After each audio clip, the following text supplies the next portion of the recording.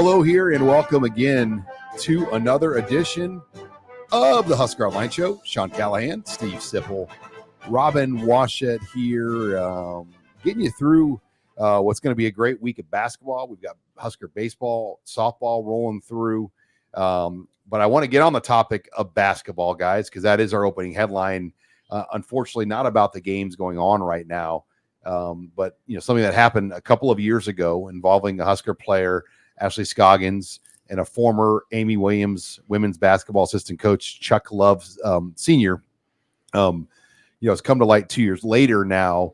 An incident happened at State College, Pennsylvania, which led to her dismissal. And then eventually, Chuck Love left the program. And now 2 years later, Ashley Scoggin put out a lawsuit against the University of Nebraska Board of Regents, the athletic department, athletic director Trev Alberts, basketball coach Amy Williams, for the incident that happened 2 years ago. And we're not going to get into the descriptive details of it, but Nebraska has since responded that they're going to fight this thing, as hard as they can as well. So we've got a real potential ugly situation brewing, something that was 2 years ago that you probably maybe have forgotten about. But Sip, I'm going to toss it to you because obviously you've got a legal background with multiple relatives in your family with strong legal backgrounds, defense backgrounds. Thank you for clarifying that, by the way. You're the black sheep of the Sipple brothers. Yeah, I suppose that's true. Now, this lawsuit, Sean and Rob and Abby filed in U.S. District Court actually on Sunday. So Ashley Scoggin accused the former associate head coach Chuck Love of using his position and influence with head coach Amy Williams to groom Scoggin into a sexual relationship. It's serious. It also the lawsuit also alleges Williams and Trev Alberts, the Husker athletic director, this is critical too, failed to ensure the coaching staff maintained appropriate boundaries with student athletes and of violating Scoggin's rights. I mean, any parent that sends their child off to college or anywhere, you hope it's an appropriate environment. And the lawsuit alleges that the environment wasn't appropriate, and that's an incredibly serious charge for the athletic department, for Amy's program, and for the university in general. Yeah, and you can say, she was a consenting adult, but Scoggin, she's 20, she was 21, but Chuck Love was her superior, mm-hmm. And he was married with 4 children. So there's definitely a lot there to this story, and it's unfortunate. I mean, we're in the middle of a really, really good basketball season for both the men's and the women's team, and this thing hits a week after they beat Caitlin Clark in Pinnacle Bank Arena. And I guess I don't know, guys, where this goes next. Like, what is, is the next step a courtroom or a settlement, or what do you expect, Sip? There'll be some legal. It'll be in the system is the best way to put it. Yeah, eventually there could be a settlement. There'll be some steps that have to occur before that. You wouldn't figure this would go to the courtroom. You don't. Mm-hmm. I wouldn't think so. I mean, Nebraska's statement was interesting to me because they said they denied the allegations, and there's a long list of allegations, and they said they'll vigorously defend them. Mm-hmm. I don't know if that means taking it to the court of law, which would be an incredible scene because you'd have so much testimony from players and coaches and the athletic director. Yeah, I don't know if you want to get at that. You don't want it to mm-hmm. go that far. So no. The best thing you want is your athletic director sitting on a stand in a case like this, mm-hmm. and that's just the optics of it. Well, be widely covered. Yeah. And so, I think if you're in Nebraska, you try to get this thing settled one way or the other sooner than later. Well, what if Scoggins doesn't want to settle it? Yeah. I mean, that's question. What I mean. It's a good question. What if she's like, no, I'm not interested in money. I want justice.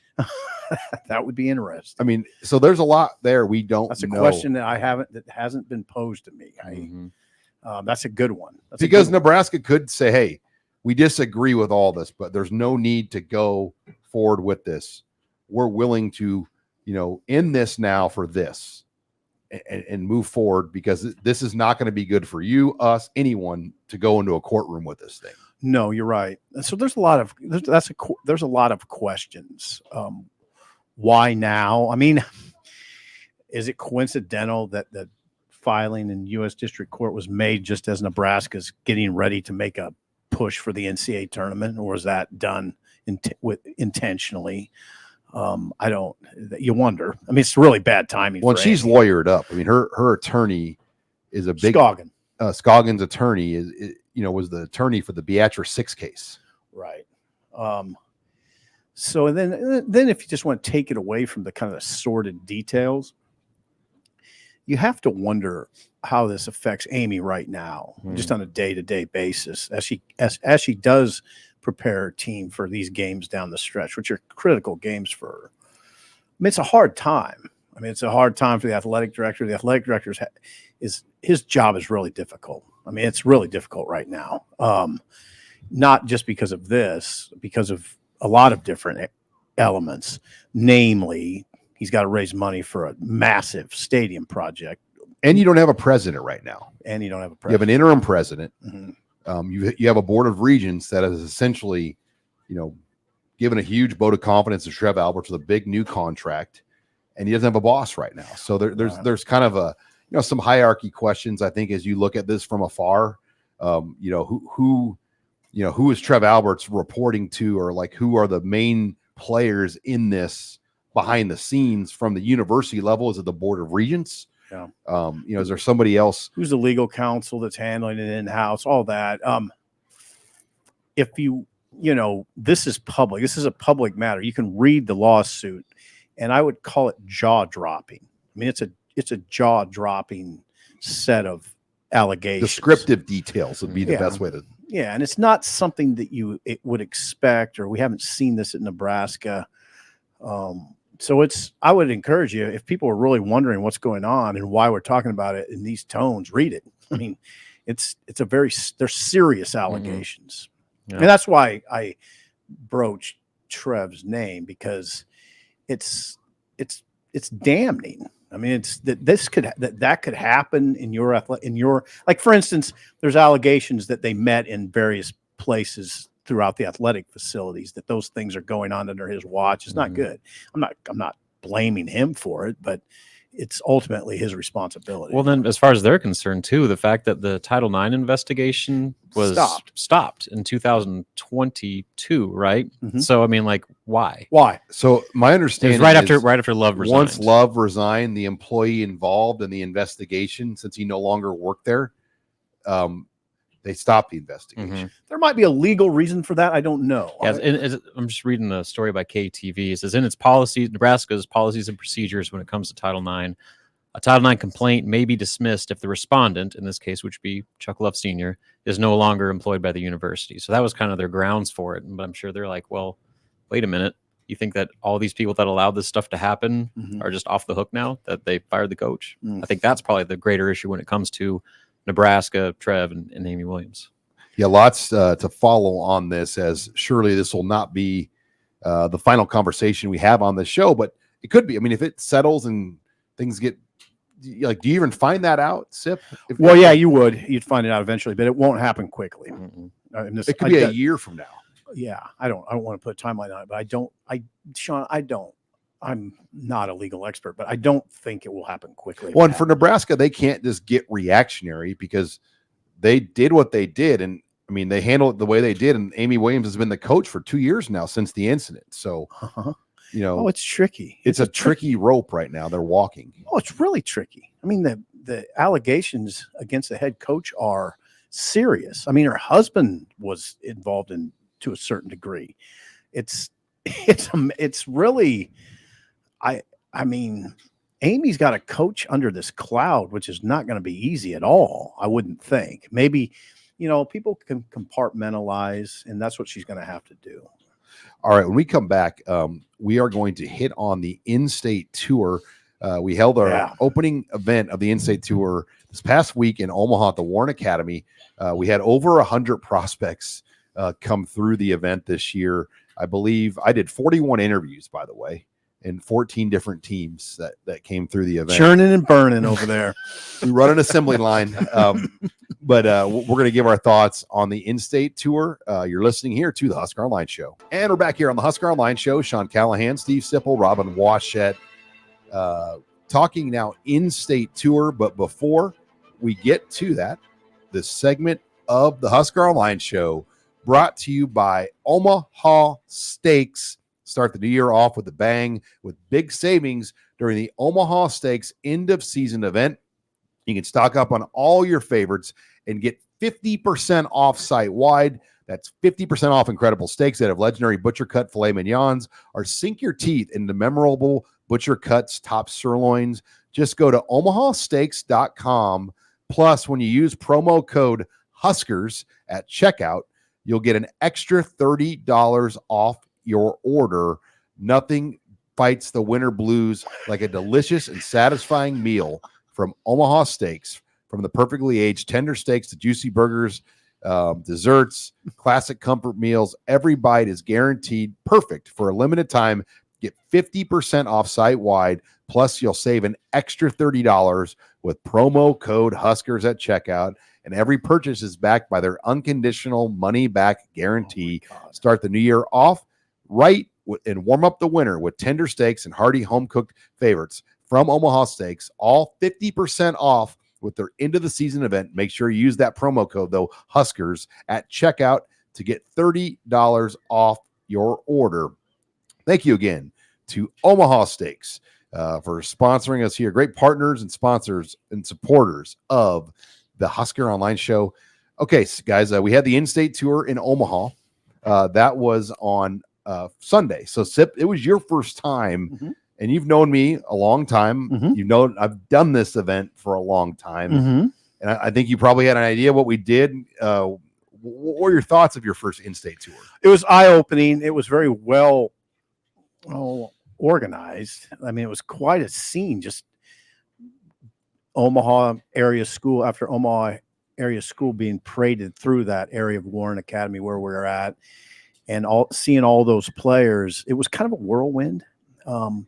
But being able to talk to Ty Wisdom and Coach Yonk and all the coaches that came through, Coach Lamaji, Mark McLaughlin, all those guys, it was fascinating, really. And we get a lot from it. I mean, I got 4 columns out of it.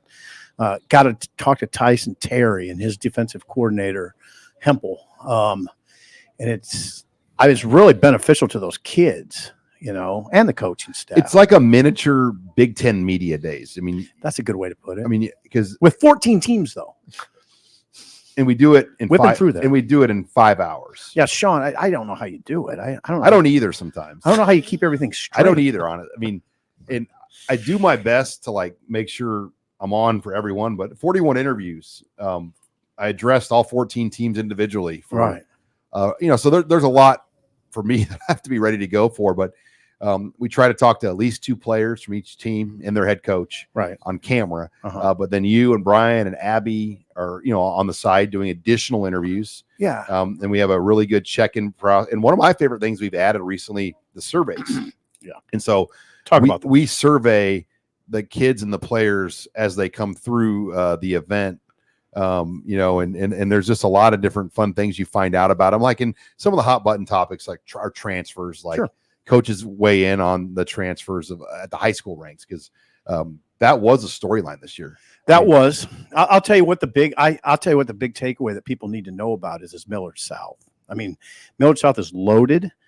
They have a ton of talent. They have guys with offers, and they've had guys transfer there from other programs. Yeah, Chase Lofton, for instance, and then Papillion's best lineman's there now. Great. So Chase Lofton transferred from Elkhorn North as a 4-star tight end. 4-star tight end. They have Isaac Jensen, who was there last year. Actually, was a really good tight end. They have Amarian Jackson. They have Jet Tamala. Jet Tamala doesn't have a Nebraska offer, but they've watched him. They went and watched him throw in the gym, in the Millard South gym, with Ty Wisdom there. It was Satterfield and Glenn Thomas. So one of the first things Glenn Thomas did when he hit town was go watch Jet Tamala. No offer yet. He's a 2026 quarterback, but I think they didn't he'll probably get one. Well, eventually. something to watch though, and one of our posters brought this up. Guess who else is a 2026 quarterback? Yeah, Raiola. Dayton Raiola. Yeah. Well, you can offer them both, right? Can you offer them both? Well, yeah, but how does that play out though? If like you only take one, can you take two? You can take two. You can. It's not the norm though. So that was a huge takeaway for me. Just Millard South. Ty Wisdom, very confident, cocksure young coach. Cocksure? What was that? Yeah, Cocksure. You can look it up. You're a very cocksure sports writer. Right. So, yeah, he was very interesting to me. But just the whole Millard South presentation was interesting. They're loaded. They're the favorite to win it all. I mean, they brought the most play. I mean, they brought more. I mean, they brought a lot of guys there. But, I mean, I will say 8 or 10 of their guys are legit FCS Division I prospects. 8 to 10. I mean, they have, roster. In terms of material, there they are right there. The most material of any of the teams coming in. I mean, there wasn't a team that walked in that had this type of team. And they're headed to Arizona to play a high school team in their first game of the year. So it'll be a pretty marquee game that people will be watching. Because Westside lost a lot. So like they're gonna be good, but they're not as good as they were a year ago because all the guys they lost. Who would you say would be the second ranked team behind Millard South? It's a really tough thing to say right now. If you're gonna, I mean, assuming it's an Omaha team, I mean, because Westside does have Christian Jones and some other really good players. Steve Warren's son is evidently going to be their quarterback or step in as a sophomore. Is that right? Elkhorn South is always a good default, though. Like, no matter what, they're up there. Okay. Like, I mean, they may not be the number one team in Class A, but they're always going to be in the top 4 just based on the depth and the coaching they have there. Creighton Prep was young last year. Tim Yonk said in his years of coaching, last year's team was the youngest team he's ever had. So I do think Creighton Prep will make a step forward after how young they were a year ago. I mean, those are the teams that Bellevue West too. I mean, Will Anderson though is going to step in as a sophomore now, or excuse me, as a junior, as their starting quarterback next year from Millard West, the transfer. So how will he step in? They've got a lot of weapons at Bellevue West. The other thing that was interesting or significant, at least at this Warren Academy for the in-state tour, was Caden Vermoss and Tyson Terry were there. The two, they hold scholarship. Well, they were Pierce Newberry. Yeah, no, hold on. Tyson Terry and Vermoss have committed to Nebraska in the class of 2025. They were both there. Terry, fresh off his third state championship in the heavyweight division in Omaha North, and he's really impressive. I mean, he's just both those kids are. Vermoss is an impressive kid. He's going to fight MMA. He was really, really excited to talk about how he's going to fight MMA probably in the summer. He's already done it, some of it. It's interesting to me that he doesn't mind getting punched, which is a good sign. That's a good sign. Rob, some people don't like getting punched in the face. What did he come up to you and say? He said, "Hey, I'm going to be doing MMA. You want to talk about that?" Yes. Yeah, I thought it was really interesting. Omaha North too. I mean, they've. I mean, now they're pretty good, right? 8-3 last year. They lost Sebastian Serco, their quarterback. Yeah, where'd he go? Well, he was going to go to Millard North, and I think now, according to his Twitter bio, he's going to go to a high school in Florida. Really? I believe Western High School near Miami. He's getting recruited. He's got some offers. Whether they're committable or legit, it's hard to say.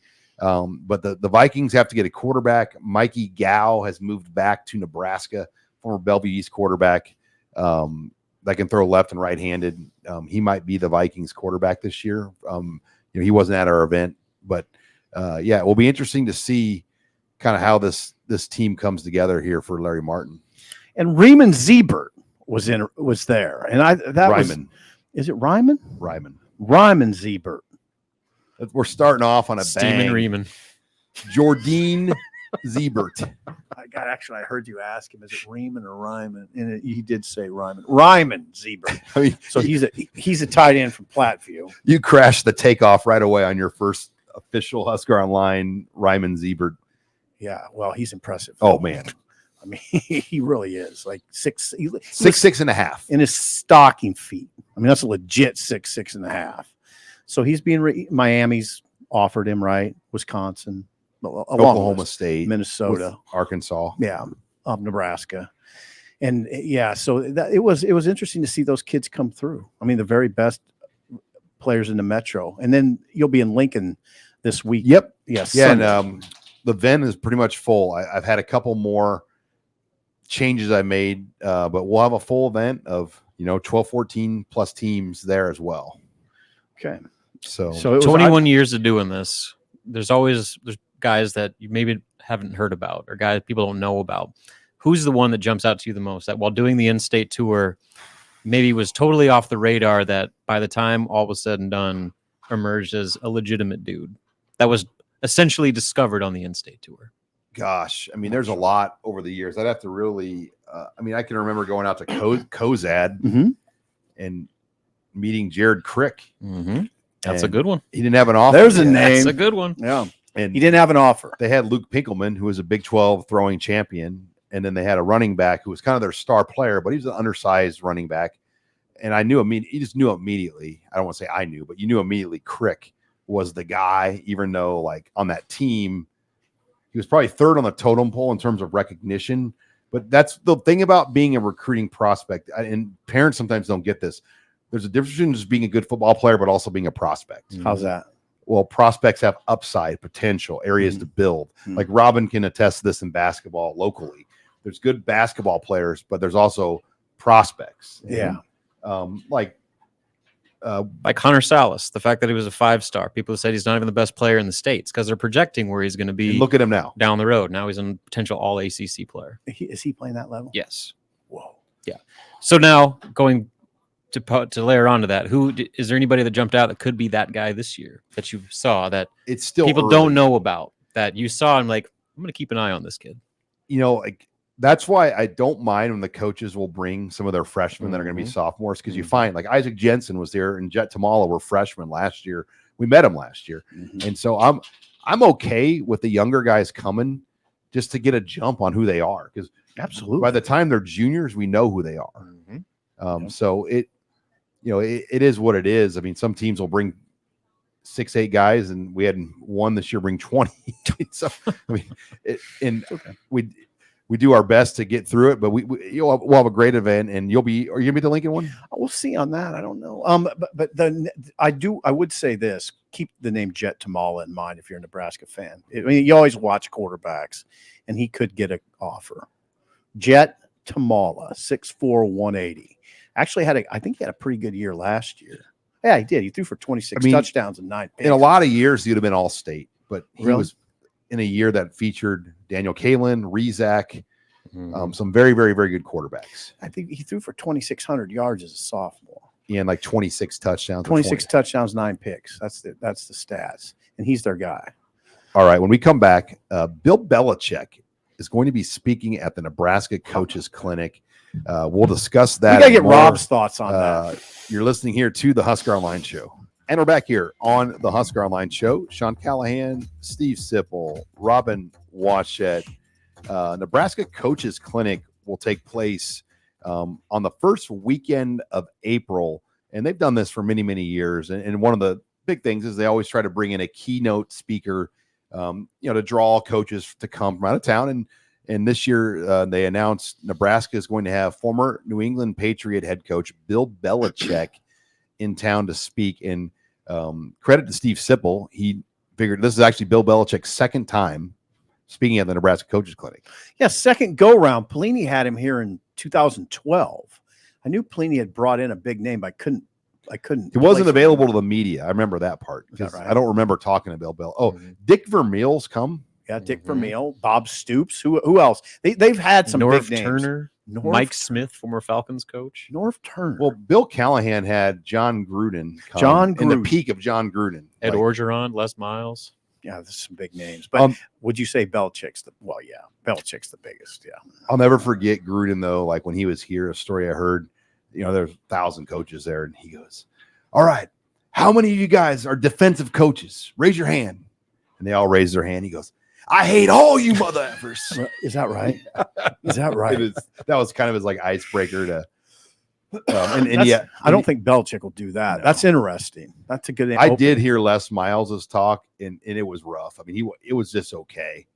Really? That was one of the more random ones, and they had a rugby tackling expert at the clinic trying to explain to Nebraska high school football coaches how to rugby tackle, and that was one. Was Les's kid playing Ben Miles? Yeah, it was Was he it on was the roster then?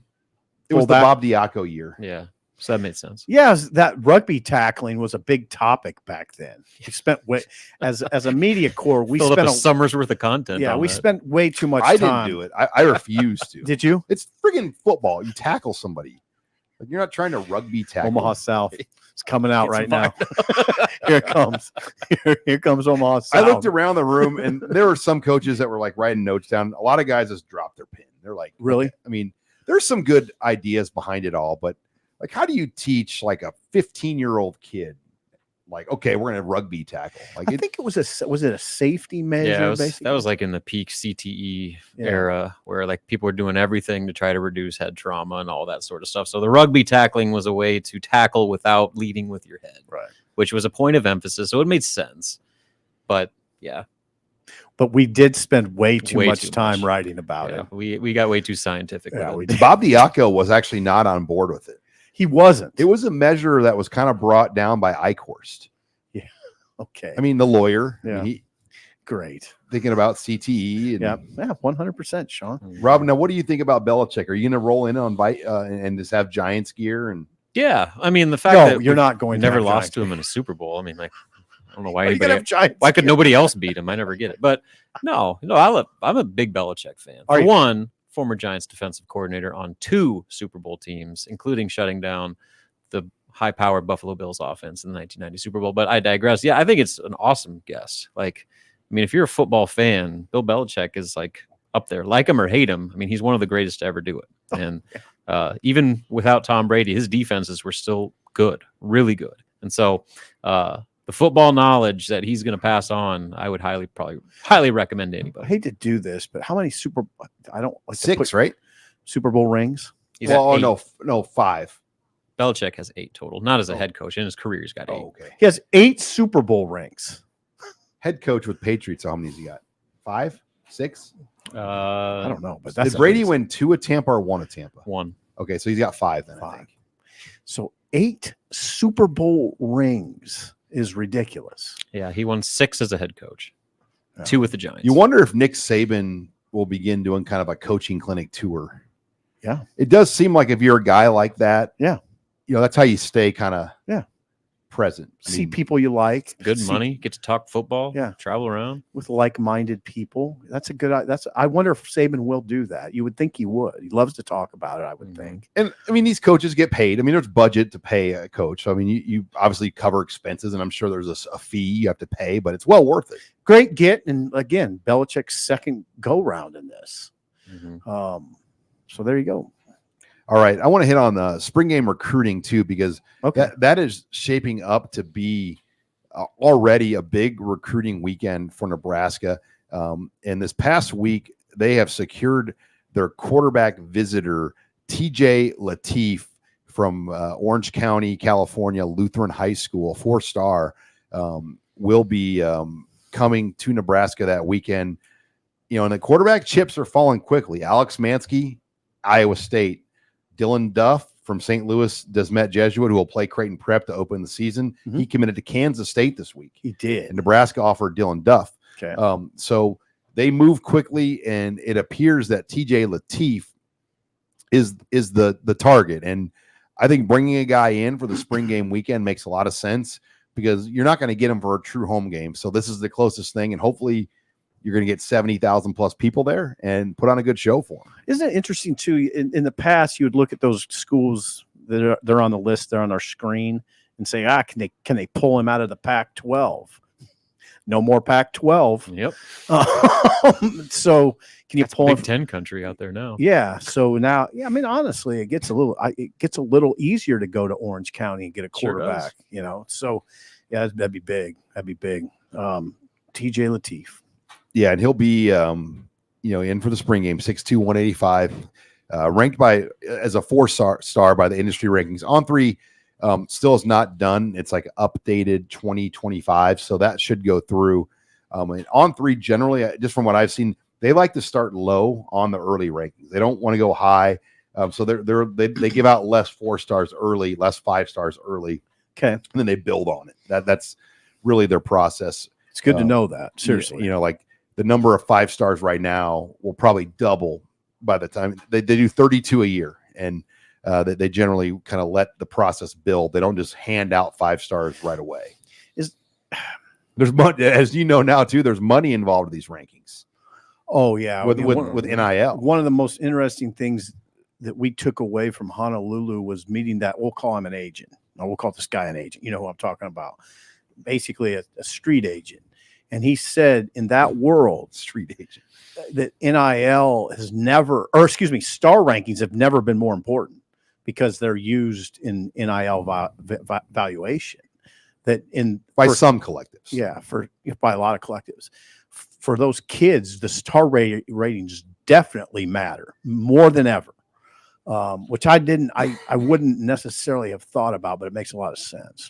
All right, when we come back, we are going to bring Abby Barmore into the show, and we'll take your questions here in the mailbag. You're listening here to the Husker Online Show. And we're back here on the Husker Online Show. Sean Callahan, Steve Sipple, Robin Washett, Abby Barmore now joining us here on the program. But before we get to the mailbag, Steve Sipple, this segment of the Husker Online Show brought to you by Sean, Larson Motors. It's going to be 68 degrees today. One way to spend a day would be to whip down Highway 2 to Larson Motors in Nebraska City. I mean, it's beautiful. You can walk around the lot, look at new vehicles. Larson Motors is one of the Midwest's only dealerships with all the major brands in one location. Finding your new Chevrolet, GMC, Hummer, Ford, Chrysler, Dodge, Jeep, or Ram never has been easier. Start your new experience today at LarsonMotorGroup.com or at Larson Motors in Nebraska City. Larson Motors, real people, real deals. All right. Well, time for the mailbag, Abby. Where are we jumping off to? All right, here we go. So, which 2023 Husker football players do you see being drafted or signed as a free agent in April? And I also want to know, are there guys on the team right now that you could see developing soon, maybe next year, being drafted as well? I still think either Newsome or Omar Brown has the best chance. Really? Not Ty Robinson or for this draft. This draft. For the 24. Oh, this current draft. Yeah. Mm-hmm. Like next year is going to be drafted. And Reimer's in that conversation too.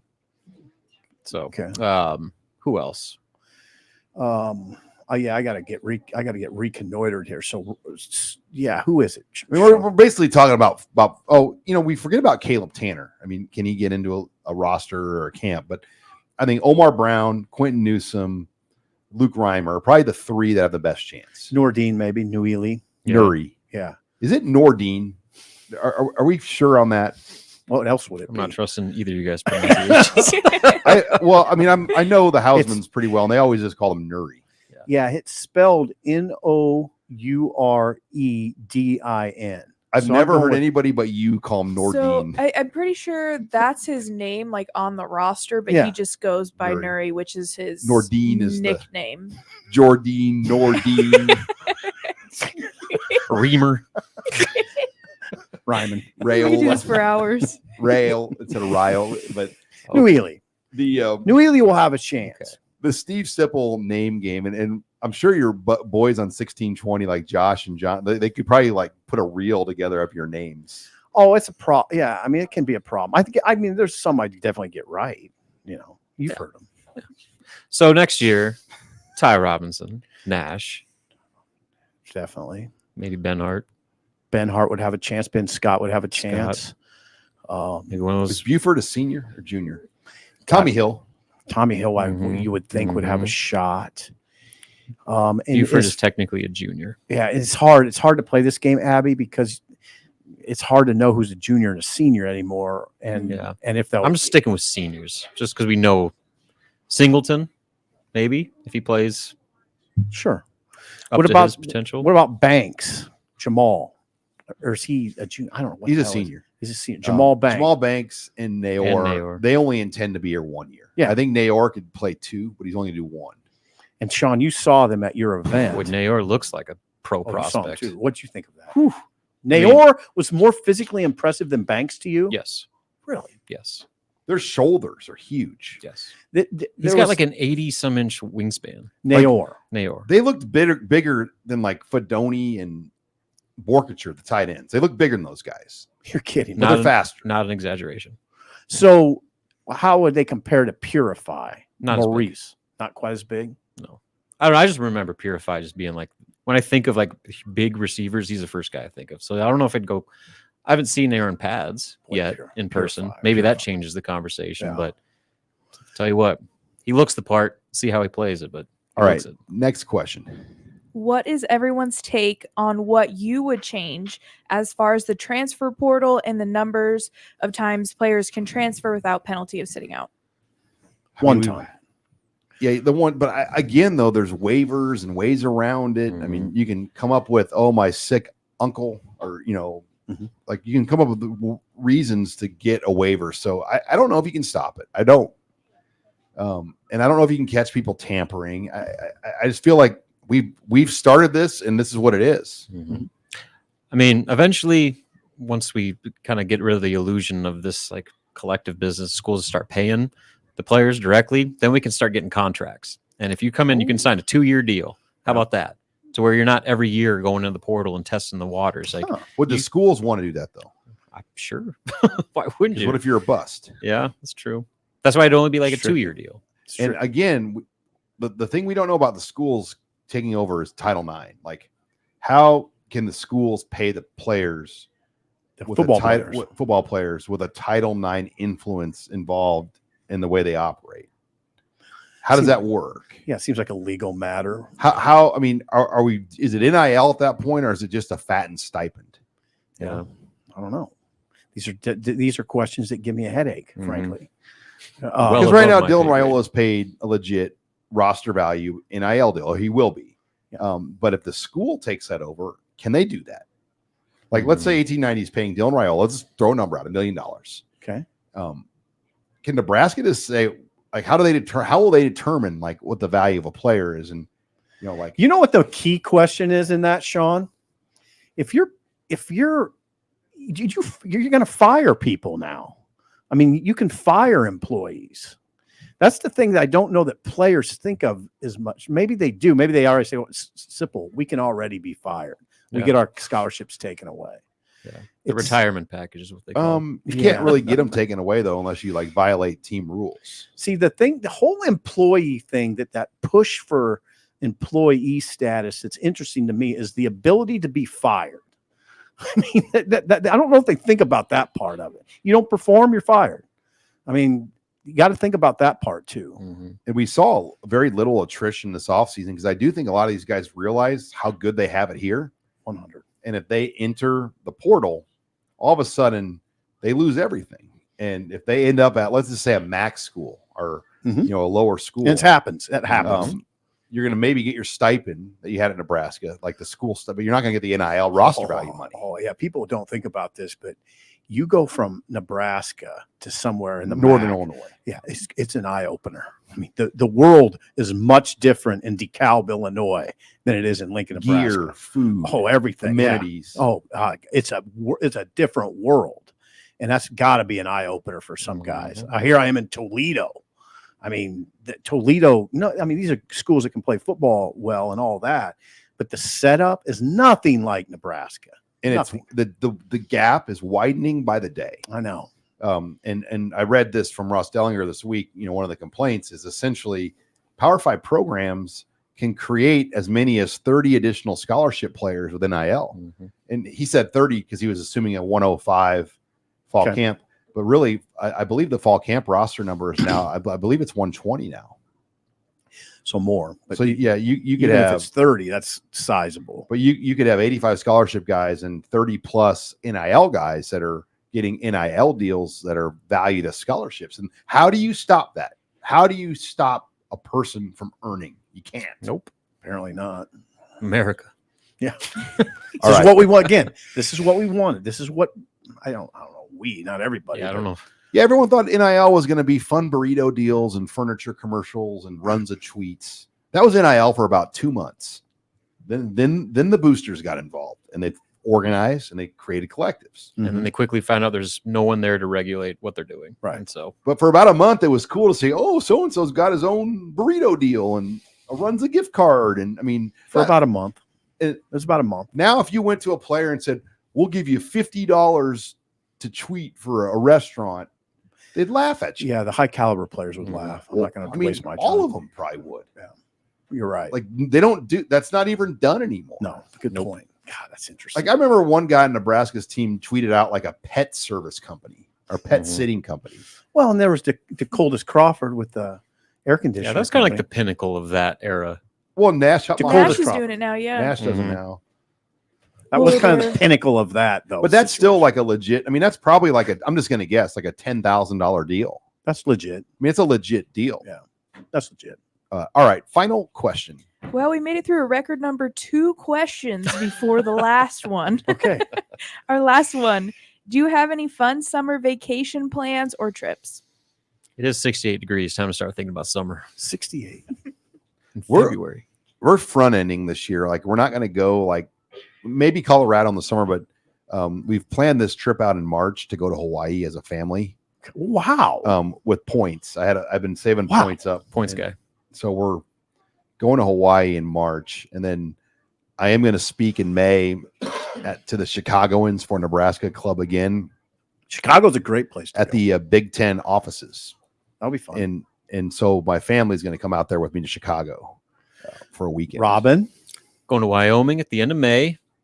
Little family reunion type deal out there in northeastern Wyoming, Sheridan to be exact. Nice. And then in early July, going to head out to Georgia to go to Jekyll Island. You ever heard of it? I have not. It's right on the coast. It's just north of Jacksonville, on the southeastern corner of the coast God, really? of Georgia. I'd never even heard about it before. My dad and stepmom brought up the idea. We're like, sure, let's do it. It's apparently where like dudes like Rockefeller and like the big type, like the elitist of the elite back in like the 20s. That's where they would go. Like it was like their elite getaway island. It's now kind of become more like a natural preserve type place, but Really? yeah. So check that out. See what it's all about. Simple, you're going to Carter Lake? Yeah. Yeah, I'll be in Manawha quite a bit. Carter Lake's La a nice Mesa, little La spot. Mesa and Lake Manawa. Yeah, La Mesa, right on that expressway between Manawha and Council Bluffs. Your vacation's going to be a trip to Indy in July. Yeah, the Sundowner Margarita at La Mesa is pretty good. Sometimes I hit 2 of those. Let's go. I feel like I'm on vacation. All right, let's go. That's Vacation in a probably glass. enough. That's Abby, probably you got the big camping trip this year? I don't know if we'll go. Why, Abby? Well, it's a long time to be away from work, and Oh, for there's God's sake. no internet at all. So when your job is like 90% Twitter, it's kind of hard. You know, John Is our Cook could be doing job- something crazy too Yeah. if you were out there. Is our job 90% Twitter? Twitter is like, okay, when it I first feels started like it. I'm always on there. the Daily Nebraskan, when I was first there, they had a fax machine. Okay. And This was year 99, 2000 ish, but like emails didn't really come to you like they do now, like the press releases and whatnot. They would send faxes to the Daily Nebraskan office, and that's what you had to check for. Yeah. I remember that. I was a sports clerk at the Journal Star back at that same time, and This is like one of our jobs was to go over and check the faxes and get press releases and stuff like But that. there from wasn't an Nebraska. urgency to turn and burn. I mean, the No. urgency You was had all night. like 9 o'clock at night. You had, Yeah. I mean, you had all like you could go leave for dinner and come I back. used to do it all the time. There'd be breaking football story in the morning. I'd do a little reporting, go home and mow the lawn, come back at 8 o'clock, got till 10 o'clock to write. The writing was way better back then. Oh yeah, because you had time to perfect Speak it. for yourself there, Sean. Well, you had time to yours in particular. So. perfect it and go over it, and you know you had. I mean, you were really worried about the next morning. You weren't worried about like that second. No, absolutely not. It was different times, better Simpler times, times. better times, better times. All right. Well, when we come back, we'll close the show. Husker basketball talk with Robin Washett. You're listening here to the Husker Online Show. And we're back here on the Husker Online Show. Sean Callahan, Steve Sipple, Robin Washett. Final segment here, talking Nebraska basketball as we saw one of the more impressive. Not, I wouldn't call it their best win of the year, Robin, but just the way they kind of choked out Penn State and dominated that second half. That's a good way to put You'd it. say it's the best defensive performance of the year. It was it was a real ugly first half, but you never really felt like Nebraska was going to lose this because they played so well defensively. And that was like Fred's big message that I guarantee you he's been hammering home the last few days is that, the offense struggled. 11 a.m.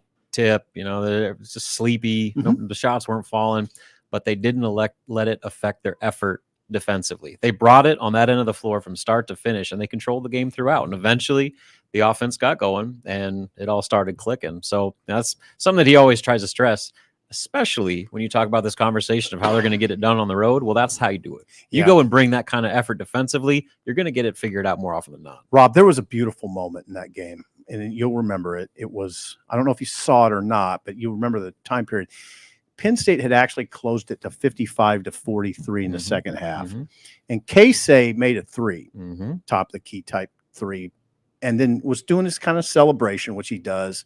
And Rink looked at him and pointed at the floor and said, play defense. Play defense.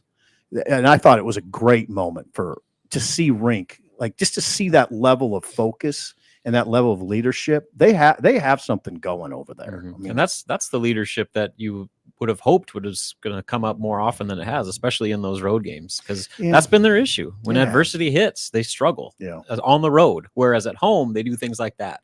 They rally together. And so obviously, again, we have to always preface, we're taping this on Tuesday. They play Wednesday night on the road, so things could change in the next 24 hours. Rob, and Illinois, they did not back down at Illinois.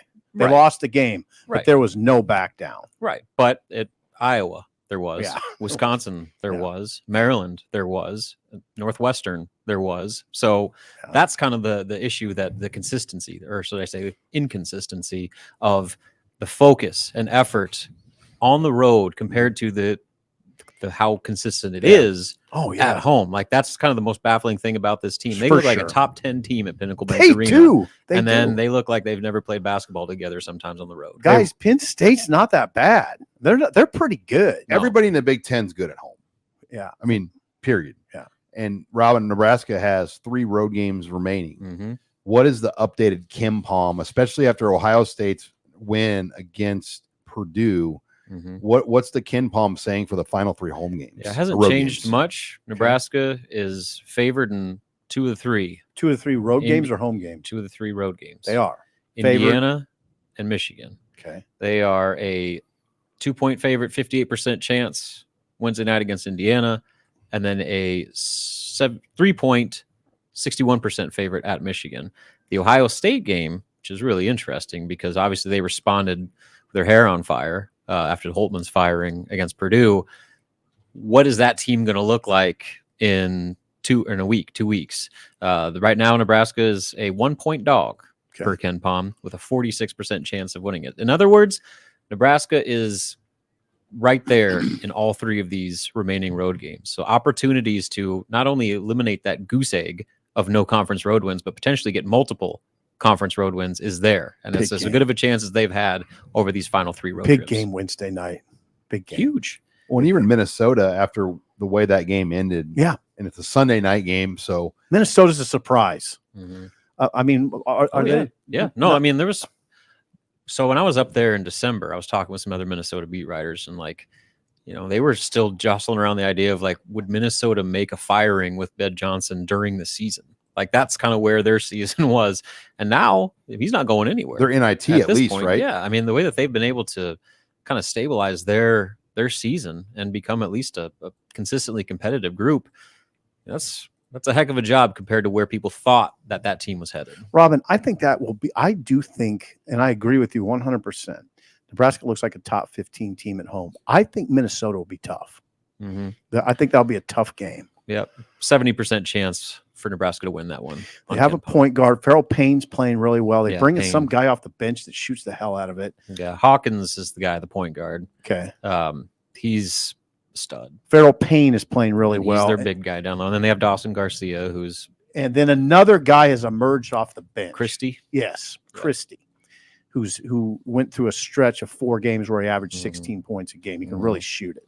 They're a little dangerous. That's the home game I'm most interested in. Mhm. Minnesota. Well, and that was the game too. I mean, Nebraska, like that's where like the road woes started because Mhm. they went to Minnesota and they were up double digits at halftime and they completely blew it Mhm. down the stretch because they did not respond to the way Minnesota got things rolling. And none of those veteran leaders that we talk about on Nebraska's roster was able to kind of get things under control. And they just let things continue to snowball.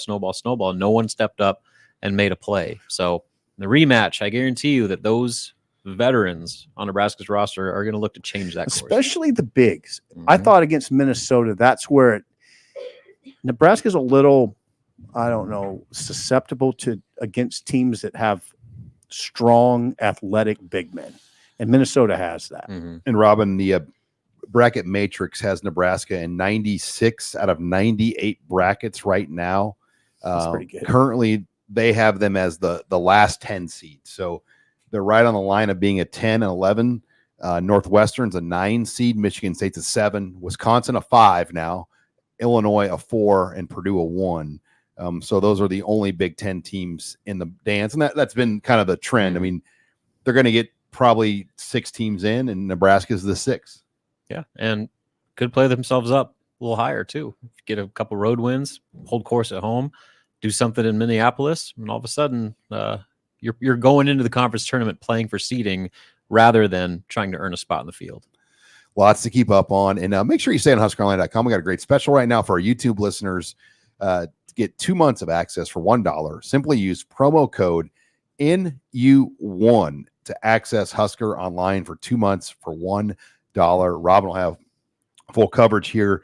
Basketball over the weekend. Obviously, Grant Hansen on top of baseball. They're at Grand Canyon for a 4-game set over the weekend. Will Bolt's team went 1-2 in their first weekend out. And then we'll have another in-state tour event on Sunday. So so much going on, even on a very slow time of the year. We appreciate the support of all our loyal listeners. Make sure you check us out at Husker Online. For Abby Barmore, Steve Siffel, Robin Washett, I'm Sean Callahan.